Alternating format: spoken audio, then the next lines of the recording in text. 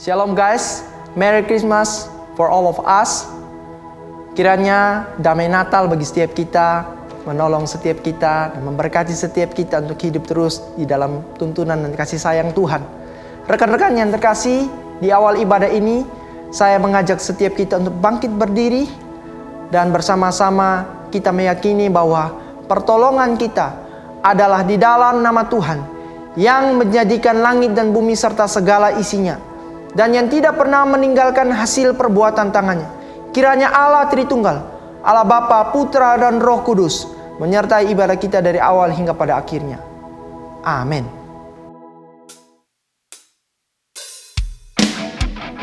Selamat pagi teman-teman. Mari saat ini kita mau kembali datang ke hadirat Tuhan dengan segala kerendahan hati. We want to praise Him and be thankful to Him for the unthinkable grace and love that He has poured in our lives.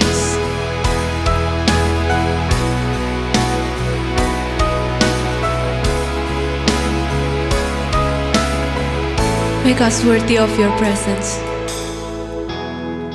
Let me enter in your place with all the weak and strong and young and old, the rich and poor and tired souls. Leave my worries on the floor and let my faith be strong as I'm covered by the grace abound and love so strong.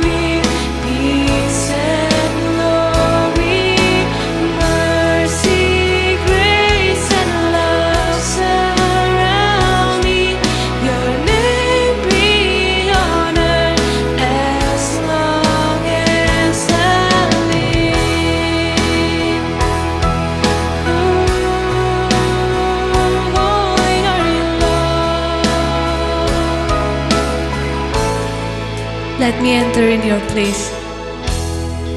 Let me enter in your place with all the weak and strong and young and old, the rich and poor and tired souls. Let my worries on the floor and let my faith be strong as I'm covered by the grace abound and love so strong. Now I'll lay down my life to honor and worship in this place.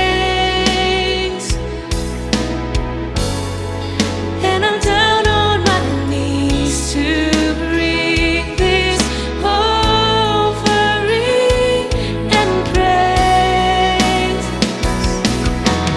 Holy, holy God Almighty, the earth will fill with peace and glory. Jesus, Savior, my defender, your name be honored as long as I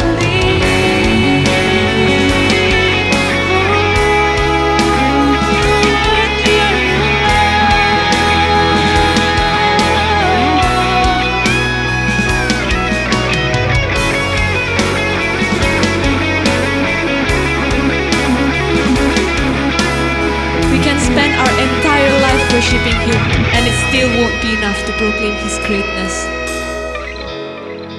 Now I'll lay down my life to honor and worship in this place. And I'm down on my knees to bring this offering and praise. Holy,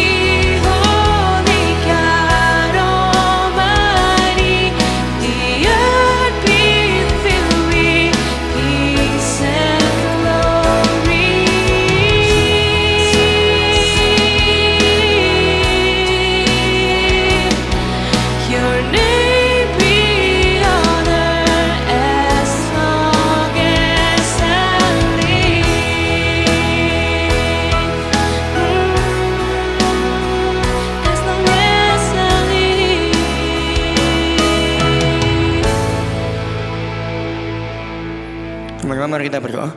Terima kasih Tuhan, Tuhan sudah mengukuhkan kami hari ini untuk beribadah bersama-sama meskipun kami tidak dapat bertemu secara langsung. Tuhan kiranya berkati jalannya ibadah kita pada pagi hari ini agar dapat semakin memuliakan nama-Mu ya Tuhan. Terima kasih Tuhan, dalam nama Yesus kami saya berdoa, amin. Mari kita rayakan sukacita Natal yang telah diberikan oleh Tuhan. Kita pujikan Joy to the World.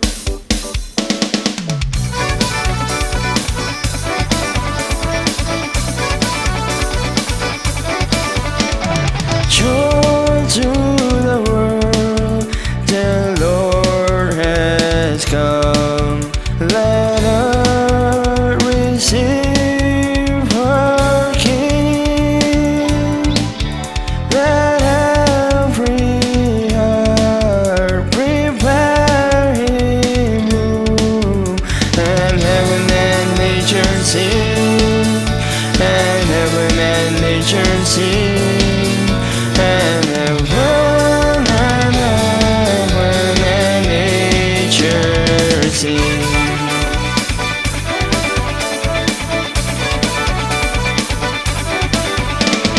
Joy to the world, the Savior reign. Let men their songs employ, while fields and flood, rock hills and plain, repeat the sounding joy, repeat the sounding joy, repeat the sounding joy.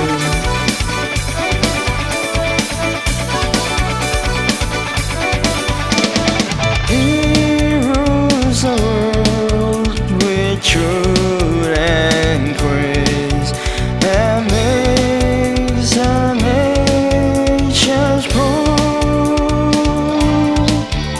the glories of righteousness. Oh, wonder of His love, and wonders of His love, and wonders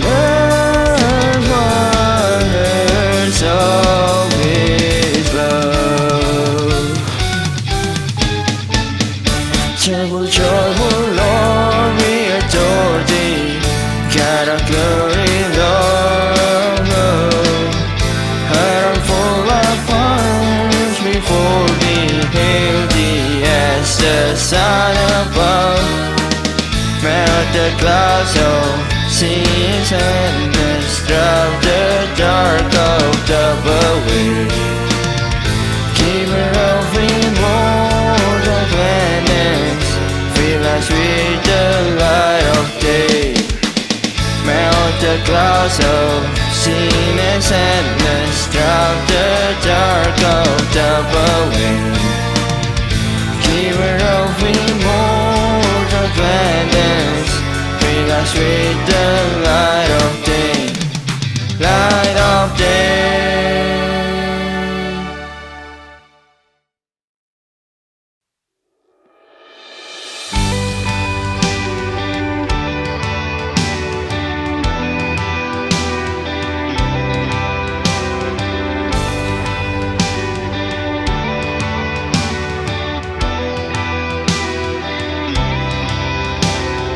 Holy night, the stars are brightly shining. It is the night of our dear Savior's birth. Long lay the world in sin and error pining, till He appeared and the soul felt its worth. A thrill of hope, the wind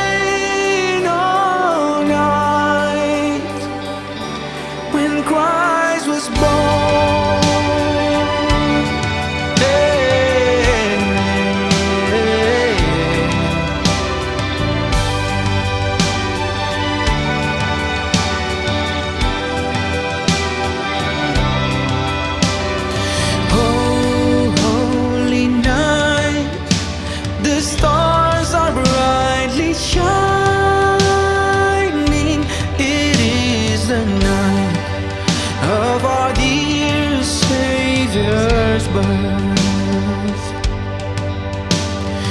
Long lay the world in sin and error pining, till He appeared and the soul felt its worth. A thrill of hope, the weary world rejoices, for yonder breaks a new and glorious morn. Fall on your knees, or hear the angels' voices. On night divine, all night, when Christ was born. On night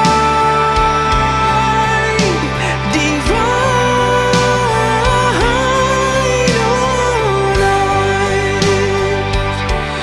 all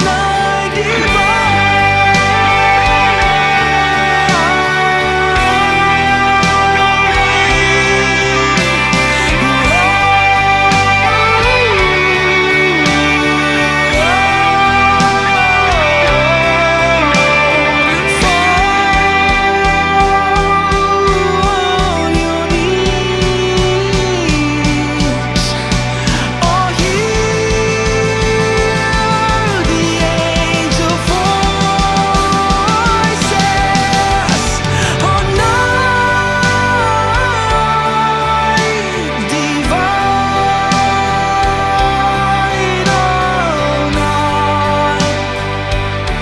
when Christ was born. All night divine,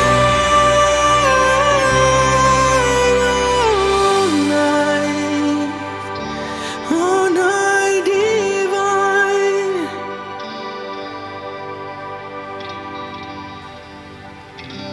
all night divine.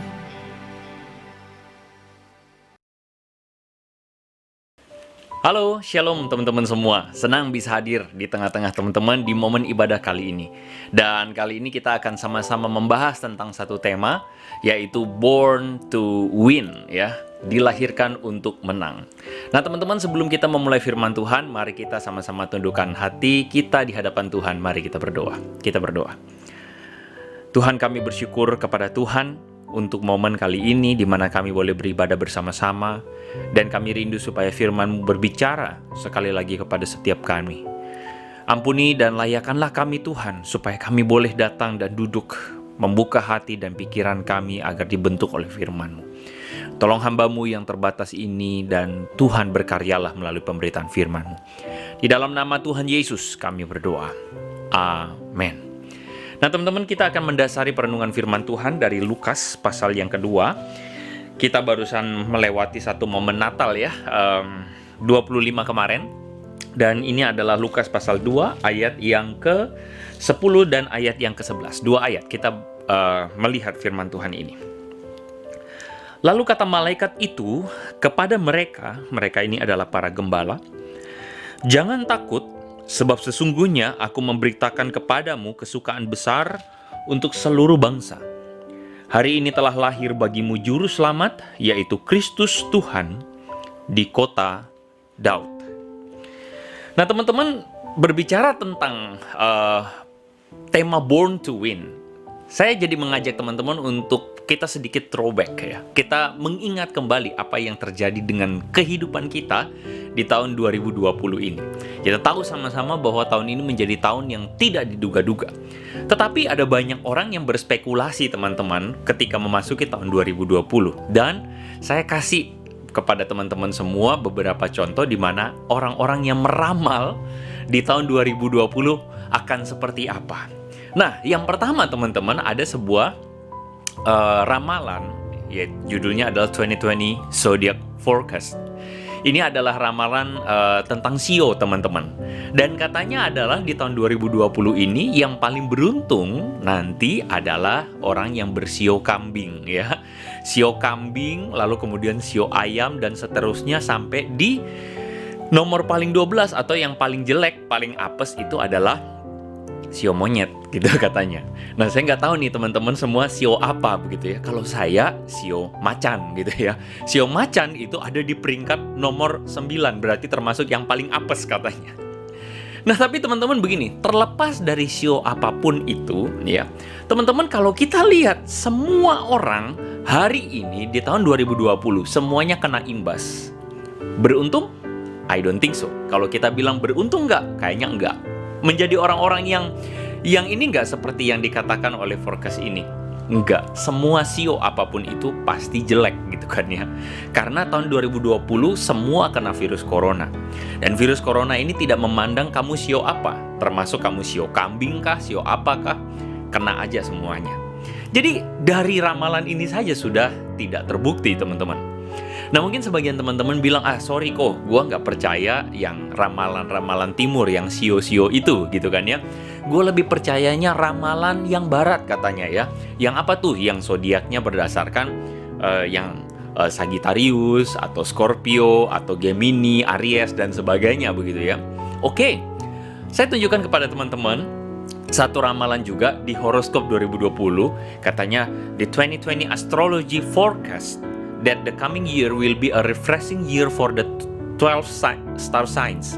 This is a year of new opportunities and chances gitu ya.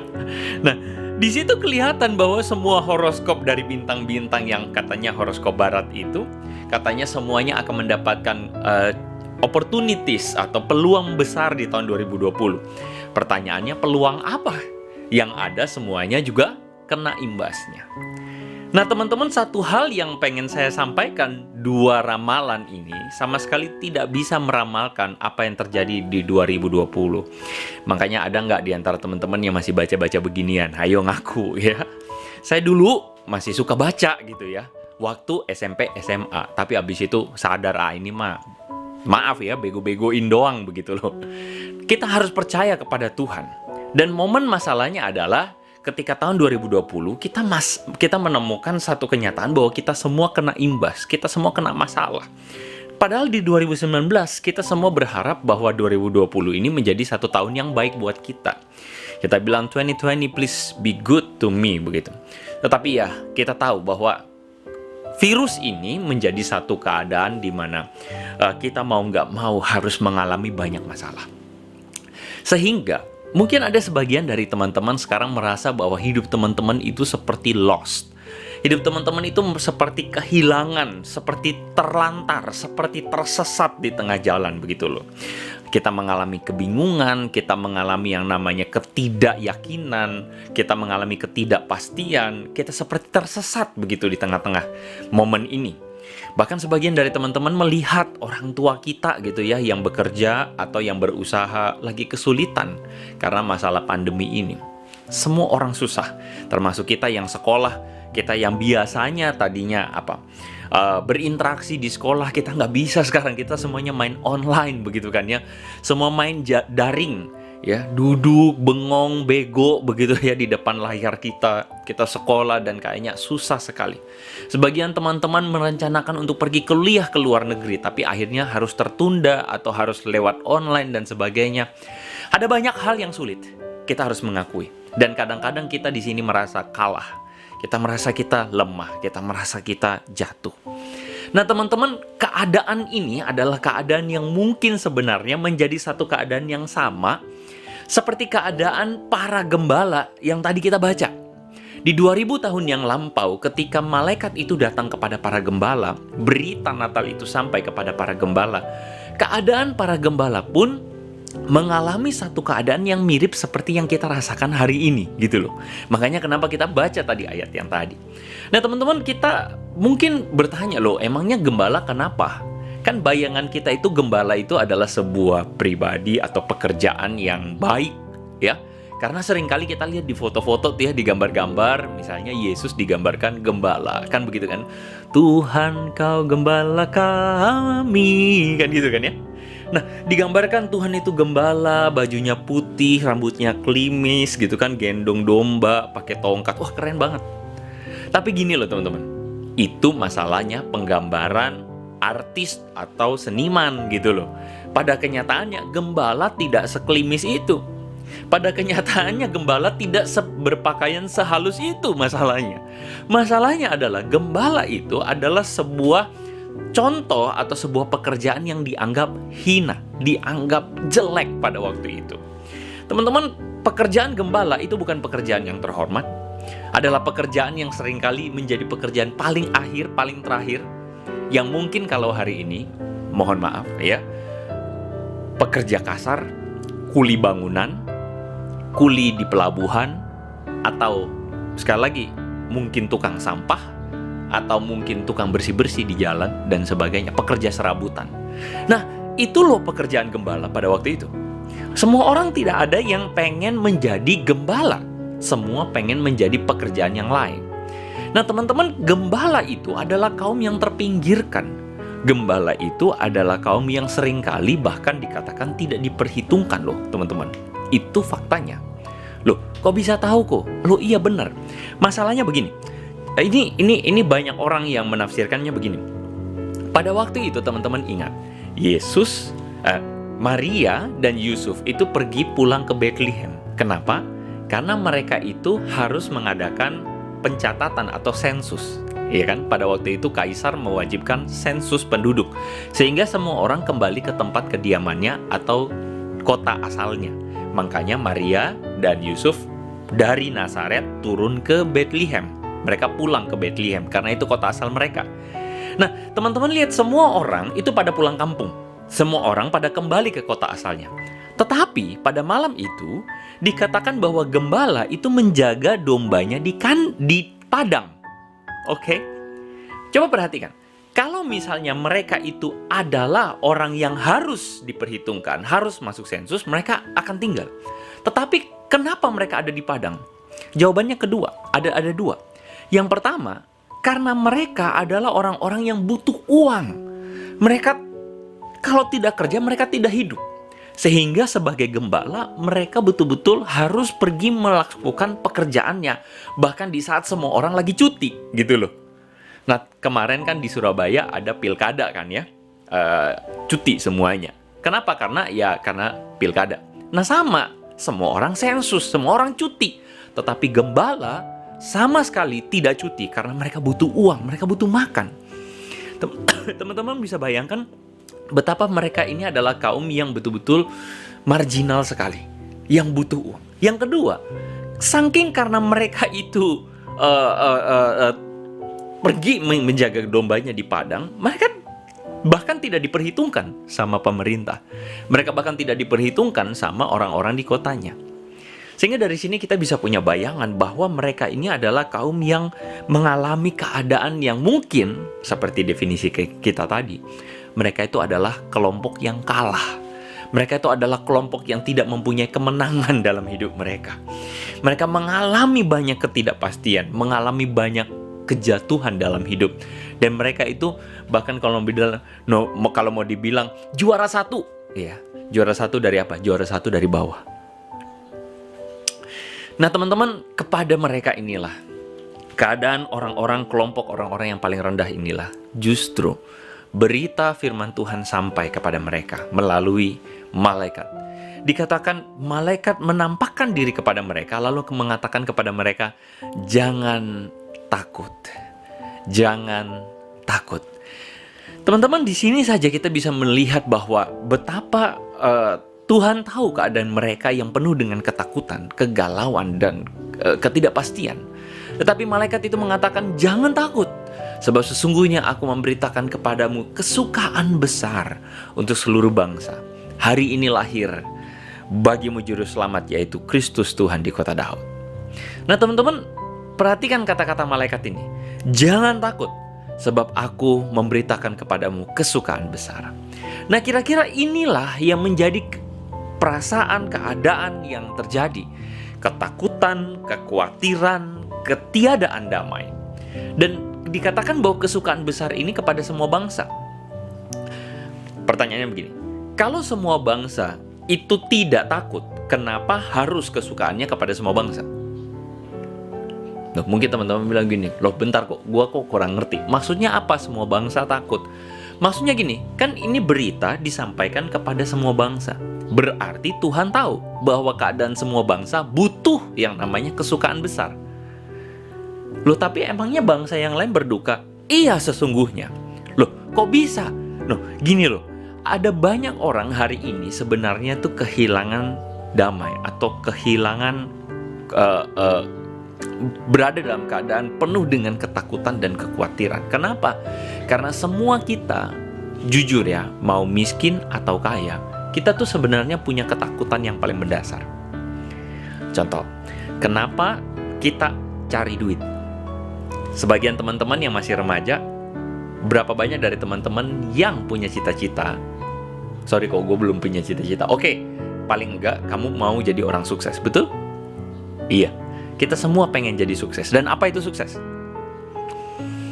Kalau boleh tebak, kita semua pengen sukses. Dan arti sukses adalah kita punya pekerjaan yang baik, kita punya salary yang baik, atau punya usaha yang baik, atau bisa dibilang kita punya a good life, atau punya kekayaan. Kenapa kita cari uang? Kenapa? Karena kita cari uang supaya kita hidup, betul ya? Kita cari uang supaya kita nanti bisa berkeluarga dengan baik, kita nanti bisa membiayai keluarga kita, membiayai anak-anak sekolah, kasih makan dengan baik, betul ya? Betul, uang bisa istilahnya menyediakan itu. Bahkan uang itu boleh dibilang menjadi solusi atas segala kekhawatiran kita tentang ketidakpastian masa depan. Setuju nggak? Seluruh dunia seperti hari ini sedang mengalami kekhawatiran tentang masa depan. Dan seluruh dunia begitu kaget ketika virus ini datang. Seluruh dunia hari ini sementara khawatir.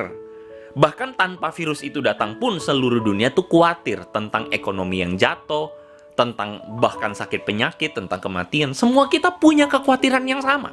Dan semua dunia, semua orang itu berpikir bahwa solusi atas kekhawatiran kita itu adalah kalau kita bisa simpan uang, jaga-jaga kalau nanti terjadi musibah. Betul? Nah, ini masalahnya. Itulah sebabnya kenapa berita firman Tuhan ini mengatakan kesukaan kepada seluruh dunia. Karena semua dunia sedang salah berpikir bahwa kekhawatiran mereka bisa terobati oleh yang namanya uang, materi, kekayaan, kuasa, dan sebagainya. Nah, kepada orang-orang yang demikian, Yesus memperingatkan di dalam Lukas pasal yang ke-12 ayat 13-21. Yesus menceritakan tentang sebuah perumpamaan. Perumpamaan itu, Yesus bilang begini, ada seorang yang kaya. Berkata kepada jiwanya, orang itu berkata, jiwaku ada padamu banyak barang, tertimbun untuk bertahun-tahun lamanya. Beristirahatlah, makanlah, minumlah, bersenang-senanglah. Teman-teman perhatikan, di sini dikatakan orang kaya itu mengira bahwa di dalam kekayaannya yang ditimbun itu, dia bisa beristirahat. Beristirahat berarti bebas pikiran. Beristirahat berarti tidak ada khawatir. Lalu kemudian dikatakan dia bisa makan, bisa minum, dia bisa bersenang-senang. Nah, gitu loh. Orang berpikir hal yang sama, bukan? Nah, tetapi Yesus bilang begini, firman Tuhan kepadanya, hai engkau orang bodoh, pada malam ini jiwamu diambil daripadamu, dan apa yang telah kau sediakan, untuk siapakah itu nanti? Yesus ingin mengatakan bahwa kepada orang-orang yang demikian, ingat bahwa segala kekhawatiranmu itu yang kau pikir solusinya adalah kekayaan yang bisa kau dapati di dunia ini. Maaf kata Tuhan, kamu tidak akan mendapatkan ketenangan atau kepastian di dalamnya.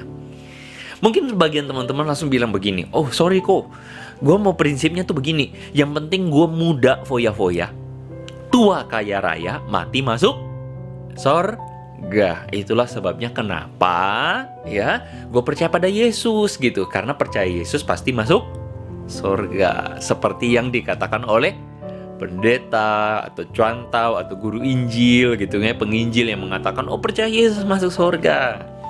Oke, sebentar dulu, coba pikir dengan kritis. Hai anak muda gitu ya. Kita kaum muda itu harus berpikir kritis dan rasional. Oke? Pertanyaan saya adalah gini. Kalau kita muda terbiasa foya-foya, kita tua kaya raya, berarti kita muda itu ngapain? Muda sampai tua, selama hidup. Berarti kita selama hidup menghabiskan kesenangan kita dengan apa? Kekayaan, lalu kemudian kemakmuran, kesenangan, party, oke? Mau apa aja ada, begitu kan ya? Kita mempunyai kesenangan di mana? Buat, kan sekarang lagi rame tuh apa tuh? Crazy Rich Surabaya, ya kan ya? Crazy Rich Surabaya ini apa? Maksudnya ya mereka puas-puas, happy-happy dan sebagainya. Pertanyaannya, nanti mati masuk sorga, di sorga itu bisa menikmati kesenangan yang sama nggak? Coba kita berpikir kritis. Kira-kira ada damai di sorga? Amin kok. Oke, damainya kayak bagaimana di sorga? Coba pikir. Setuju nggak kalau nanti di sorga yang nanti kita akan lakukan kira-kira apa? Nanti sebagian teman-teman bilang, nanti di sorga kayaknya kita akan memuji Tuhan. Oke, kalau kamu memuji Tuhan di sorga nanti, sedangkan di dunia kita malas memuji Tuhan, damai nggak? Nanti di sorga ngapain? Kita berjumpa Tuhan, kita ngobrol sama Tuhan. Oke, kalau misalnya di sorga berjumpa dengan Tuhan, ngobrol sama Tuhan, sedangkan di dunia berdoa saja kita jarang, kita lebih suka ya lakuin hal yang lain. Kita lebih suka nonton YouTube, kita lebih suka nonton Netflix daripada baca firman, doa. Nanti di sorga seneng nggak kira-kira? Akan bahagia nggak kira-kira? Jujur ya, kalau kita di dunia ini, seperti kata prinsip tadi, muda kaya foya-foya, tua kaya raya, di sorga cocok nggak? Jawabannya yang kritis dan logis adalah kita tidak akan cocok masuk surga. Betul? Sehingga ada orang yang bilang, muda kaya raya, muda foya-foya, tua kaya raya, mati masuk surga. Sorry, dia nggak akan cocok masuk surga. Kenapa? Karena di sorga tidak akan menemukan kesenangan seperti yang dia dapatkan di dunia. Dan banyak orang berpikir hari ini bahwa di dunia pengen seneng-seneng, di sorga nanti mati juga seneng-seneng. Salah, nggak cocok itu. Dan itulah sebabnya kenapa Yesus mengatakan bahwa apa yang kita pengen dan kita dapatkan di dunia ini, itu tuh adalah harta dunia yang sebenarnya kita seharusnya hidup kita tidak ada di sana. Siapa yang bisa berpikir bahwa di sorga kita akan nonton film Korea? Siapa yang berpikir bahwa di sorga nanti kita akan main PUBG? Siapa yang pikir nanti di sorga kita akan nonton Netflix? Nggak ada itu semua, gitu loh. Di sorga, orang yang masuk sorga adalah orang-orang yang menemukan kedamaian di dalam Tuhan. Kenapa? Karena kita adalah orang-orang yang sebenarnya terpisah dari Tuhan karena dosa. Begitu loh. Dosa itulah teman-teman yang membuat kita bahkan merasa bahwa I'm okay without God. Di dunia ini banyak orang berpikir bahwa hidupnya akan aman tanpa Tuhan. Dan itulah sebenarnya dosa. Banyak kita berpikir bahwa dosa itu adalah ketika gue tipu orang, bohongin orang, menyontek dan sebagainya. Itu nggak salah. Tetapi dosa itu bukan semata-mata cuma tindakan. Dosa itu adalah sikap hati. Sikap hati yang jauh dari Tuhan. Sikap hati yang lebih cinta dunia daripada cinta Tuhan. Dosa itu adalah sikap hati yang merasa bahwa ketika saya cinta dunia, saya aman-aman aja tanpa Tuhan. Nah, itu masalah dosa itu loh teman-teman. Sehingga itulah sebabnya kenapa kepada manusia yang mencintai dunia ini, Yesus datang sebagai perantara antara kita dengan Tuhan. Yesus datang dan mengatakan kepada kita umatnya atau orang manusia yang meninggalkan dia bahwa aku setia dan tidak meninggalkan engkau. Aku setia dan aku datang kepadamu. Aku mengasihi engkau. Supaya kita melihat kasih yang sejati. Yang kita tidak bisa dapatkan dari dunia. Yang kita tidak bisa dapatkan dari segala macam materi yang ada di dunia ini. Kita bisa dapatkan hanya di dalam Tuhan. Dan itu adalah definisi dari menang. Makanya kenapa Paulus mengatakan di dalam Roma pasal 8 ayat 37-39. Paulus bilang begini. Tetapi dalam semuanya itu kita lebih dari orang-orang yang menang oleh Dia yang mengasihi kita. Perhatikan itu. Sebab aku yakin baik maut maupun hidup, malaikat, pemerintah yang ada maupun yang akan datang, kuasa yang di atas maupun di bawah, segala makhluk tidak dapat memisahkan kita dari kasih Allah yang ada dalam Kristus Yesus. Coba perhatikan baik-baik, Paulus memberikan definisi kemenangan itu adalah ketika kita dikasihi Allah. Kemenangan itu adalah ketika kita menemukan kasih Allah. Lain dengan definisi dunia yang menyatakan kemenangan itu apa? Kalau kamu juara 1. Kemenangan itu apa? Kalau kamu paling kaya. Kemenangan itu apa? Kalau kamu mendapatkan posisi jabatan paling tinggi. Kemenangan itu apa? Kalau kamu senang. Kalau kamu bisa dugem. Kalau kamu bisa happy. Itu kata dunia. Dan itu sangat jauh bertentangan dengan apa kata Tuhan tentang apa itu kemenangan. Kemenangan adalah ketika kita meninggalkan cinta dunia dan kita beralih kepada cinta Tuhan. Kita beralih kepada Tuhan. Itu kemenangan yang sejati. Makanya kemarin tanggal 25, teman-teman, kita merayakan Yesus yang lahir. Dia lahir dalam kesederhanaan. Dia lahir di dalam segala keadaan paling rendah. Lahir dibaringkan di palungan, di tempat makan kambing domba, bayangkan. Bahkan dia berita Natal pertama datang kepada para gembala. Itu untuk apa? Untuk menunjukkan bahwa Yesus lahir bukan di dalam prinsip atau nilai dunia. Kalau seorang raja lahir pasti di istana. Tapi kenapa Yesus lahir di palungan? Kalau seorang raja lahir pasti beritanya disampaikan kepada raja-raja yang lain. Betul? Tetapi Yesus sang raja itu malah lahir di palungan dan beritanya sampai kepada gembala, kaum yang paling rendah. Hal ini menunjukkan bahwa itulah prinsip nilai kerajaan Allah. Ini bukan berarti semua kita mesti miskin, bukan. Ini berarti bahwa sebenarnya hal ini lagi bicara soal hati kita diberikan ke siapa. Yohanes pasal 10 ayat 10, Yesus bilang begini, "Aku datang supaya mereka mempunyai hidup dan mempunyainya dalam segala kelimpahan." Teman-teman, hidup dan kelimpahan itu bukan sesuatu yang jasmani. Hidup dan kelimpahan bukan bicara soal kekayaan, bukan bicara soal kemapanan, tapi hidup dan kelimpahan lagi bicara soal hati yang penuh dengan damai sejahtera. Ketika apa? Ketika kamu hidup dengan Tuhan. Firman Tuhan bilang lebih baik sepiring sayur yang disertai dengan damai sejahtera daripada sepiring daging yang disertai dengan pertengkaran. Itu loh yang Tuhan maksud. Sehingga kalau teman-teman lihat ya, seringkali Natal yang kita rayakan, banyak orang menitik beratkan pada Santa Claus yang membawa hadiah. Lucunya adalah justru Yesus yang menjadi inti dari kekristenan itu datang membawa salib. Yesus datang membawa penyangkalan diri, memikul salib. Itu lambang dari taat pada kehendak Tuhan. Sedangkan Santa Claus datang membawa hadiah, lambang dari memuaskan keinginan kita. Teman-teman ada di mana? Menjadi pengikut Santa Claus atau pengikut Yesus Kristus?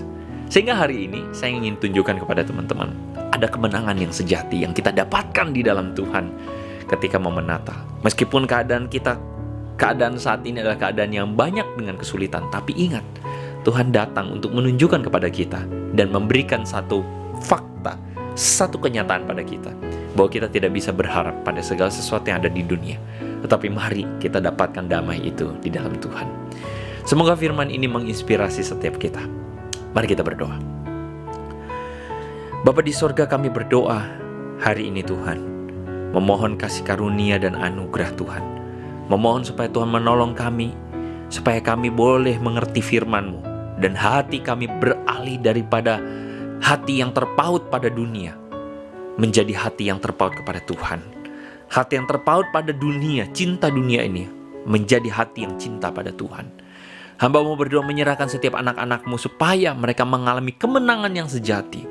Ketika kami mendapati bahwa Allah mengasihi kami dan kami mau meresponi kasih itu dengan baik. Di akhir tahun ini Tuhan, kami berdoa memohon kasih karunia-Mu agar kami boleh menutup tahun ini, akhir-akhir tahun ini, memulai tahun yang baru dengan Tuhan juga. Di dalam nama Yesus kami berdoa. Amin. Tuhan memberkati teman-teman. God bless you. Halo teman-teman TIS and Youth Gloria, kita mengucapkan selamat Natal buat teman-teman semuanya. Kiranya damai sejahtera Tuhan Yesus Kristus boleh menaungi kita dan kita boleh bersuka cita di hari Natal ini. Dan pada saat ini kami juga berterima kasih untuk Ko Andre Tunggal yang sudah menyampaikan kebenaran firman Tuhan. Kiranya kebenaran yang sudah ditaburkan kita boleh lakukan bersama-sama dalam kehidupan kita. Teman-teman, hari ini kita akan datang kepada Tuhan, kita mau berdoa bersama-sama. Mari kita menyatukan hati kita, pikiran kita, dan kita mau menaikkan doa kita. Mari kita berdoa. Bapa di sorga, kami berterima kasih kepada Engkau, Allah yang menyatakan diri sebagai Immanuel, Allah yang menyertai kami dari dulu, sekarang, sampai selama-lamanya. Hari ini Tuhan, kami berterima kasih secara khusus untuk kedatangan-Mu Tuhan. Bukan hanya kedatangan-Mu di dunia, tetapi kedatangan-Mu di hati kami. Terima kasih Tuhan, Engkau menyapa kami sebagai orang berdosa. Engkau Allah yang Maha Kudus, Maha Tinggi, mau berinkarnasi, mau berjumpa dengan kami orang berdosa, menyelamatkan kami. Meskipun Tuhan kami terkadang masih merasa tidak butuh Tuhan, masih hidup jauh dari Tuhan. Tapi Engkau sering sekali Tuhan untuk menjumpai kami terus-menerus dengan kasih-Mu yang luar biasa. Dan pada hari ini Tuhan, di ibadah hari ini, kami bersama-sama mau bersyukur untuk kasih Allah yang begitu besar, terlalu besar buat kami semua. Dan pada saat ini Tuhan, kami datang kepada Engkau. Kami memohon Tuhan, kiranya kami tidak menyia-nyiakan anugerah Tuhan, kasih Tuhan yang begitu besar dalam kehidupan kami. Kami bisa berterima kasih dengan ucapan bibir kami, tetapi Tuhan kami tahu Engkau menuntut respon hidup kami yang benar di hadapan-Mu. Kiranya Tuhan di akhir tahun ini kami bisa rekomitmen kembali untuk di tahun depan kami bisa hidup lebih baik, kami bisa menanggapi karya Tuhan lebih sempurna lagi. Ini doa kami Tuhan kepada Engkau, dan kami juga menyerahkan untuk di tahun depan. Begitu banyak hal-hal yang mungkin kami rencanakan kembali yang di tahun ini mungkin gagal, tertunda, atau tidak bisa terlaksana dengan baik. Kami memohon berikan kami kekuatan dari Tuhan. Kami memohon berikan kami harapan baru sehingga kami dapat mengerjakan planning demi planning di tahun depan dengan effort terbaik, dengan energi yang baik juga datangnya dari Tuhan.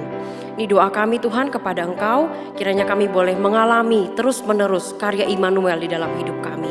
Di dalam nama Tuhan Yesus kami berdoa dan kami menyerahkan setiap pribadi kami ke dalam tangan Tuhan.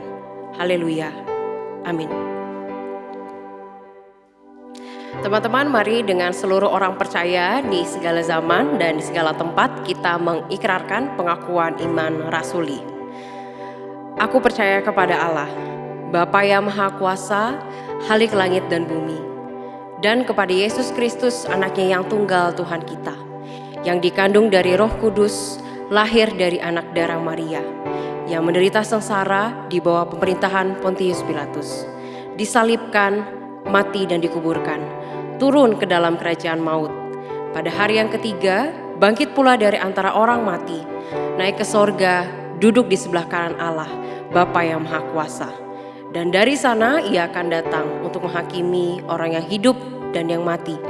Aku percaya kepada Roh Kudus, gereja yang kudus dan am, persekutuan orang kudus, pengampunan dosa, kebangkitan tubuh dan hidup yang kekal. Amin. Untuk meresponi firman Tuhan pada hari ini, mari kita pujikan As Long As I Live. Holy,